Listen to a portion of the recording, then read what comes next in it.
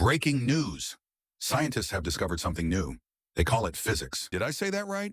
Anyway, scientists say this new physics thing explains how nearly everything in our world works. That's right, Steve. And to explain it to our viewers in a simple way, what better way to do it through the activities of a child? That's why we've got lead kid expert Tom Marks to interview children, what activities they're doing, and how it relates to physics. On to you, Tom. Tom. That's right, Steve. Physics is the explanation for everything on Earth, for example.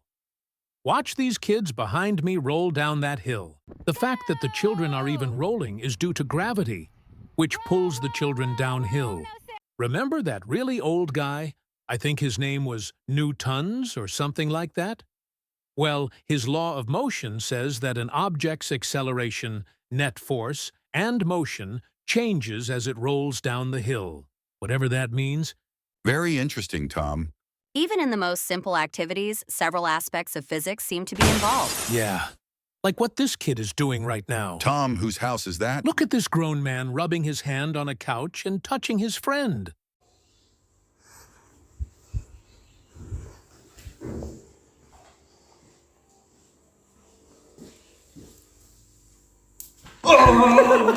Whoa, he just touched him. Why did he scream? That reaction wasn't fake, Brenda. By rubbing his hand across the sofa quickly, electrons from the sofa moves into his body, giving him a negative charge. That is what they call friction. Tom, seriously, how did you get in that house? It's not yours. And look at this young man over here. Is he teleporting? It looks like he's teaching people how to bottle flip. His technique is impeccable. Look at the amount of water in the bottle. It's very specific to landing your bottle because of center of mass. The amount of water inside changes the center of mass.